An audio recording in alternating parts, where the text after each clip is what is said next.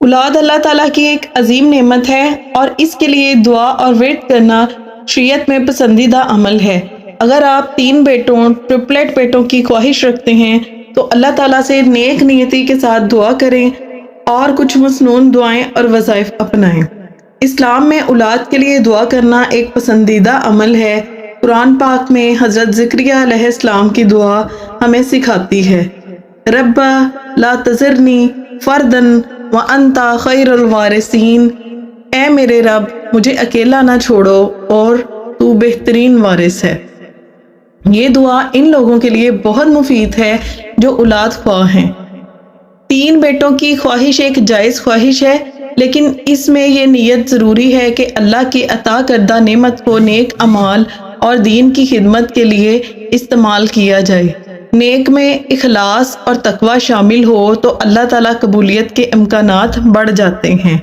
سورۃ مریم اولاد کی نعمت کے لیے بے حد مؤثر ہے، خاص طور پر آیات 1 سے 15 کی روزانہ تلاوت کریں اور اللہ سے بیٹوں کی دعا کریں۔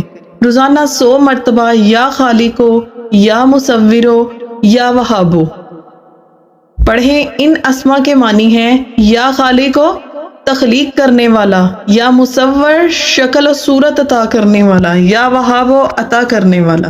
کسی بھی دعا کی قبولیت کے لیے درود شریف کا اہتمام بے حد ضروری ہے۔ دن میں کم از کم 100 مرتبہ درود ابراہیمی پڑھیں۔ 3 بیٹوں کی خواہش رکھنے والوں کے لیے سورۃ یوسف کی تلاوت بھی مفید ہے۔ اس سورت میں اولاد کی خوبصورتی اور اعلیٰ اخلاق کے حوالے سے اہم سبق موجود ہے۔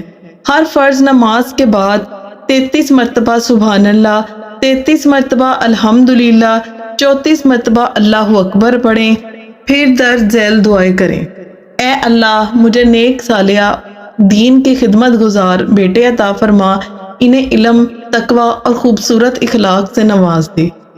سورۃ الفجر کی تلاوت روزانہ سورۃ الفجر کو نماز کے بعد پڑھیں، فجر کی نماز کے بعد پڑھیں۔ سورۃ الفجر کی تلاوت جو ہے اس کا وظیفہ میں آپ کو بتا رہی ہوں، اس کی برکت سے اولاد کی دعا قبول ہوتی ہے۔ عشاء کے نماز کے بعد 2 نفل اس نیت سے پڑھیں کہ اللہ پاک آپ کو 3 بیٹے عطا کرے۔ نفل کے بعد 100 مرتبہ پڑھیں، رب ہب لی من الصالحین، اے میرے رب مجھے نیک اولاد عطا فرما۔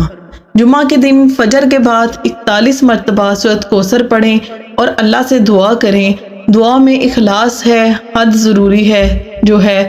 یاد رکھیں کہ اللہ تعالیٰ ہر چیز پر قادر ہے اور وہ اپنی حکمت کے مطابق عطا فرماتا ہے۔ اگر اللہ نے آپ کی دعا قبول کی تو شکر گزاری کے لیے نیک اعمال کو مزید بڑھائیں۔ دعا کے دوران ہر قسم کے گناہوں سے بچیں، حرام کمائی سے پرہیز کریں کیونکہ یہ دعا کی قبولیت میں رکاوٹ بن سکتی ہے۔ صلہ رحمی کریں اور والدین کی خدمت کو اپنا معمول بنائیں۔ صدقہ دینے سے دعا جلد قبول ہوتی ہے۔ اپنی استطاعت کے مطابق یتیموں، مساکین اور حاجت مندوں کی مدد کریں۔ کوئی بھی وظیفہ یا دعا ایک دن میں نتیجہ نہیں دیتی۔ دعا اور وظائف میں تسلسل صبر کے ساتھ عمل کریں۔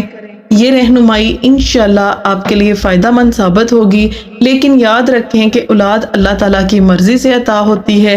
اپنی دعا میں نیک نیتی اور عاجزی شامل کریں۔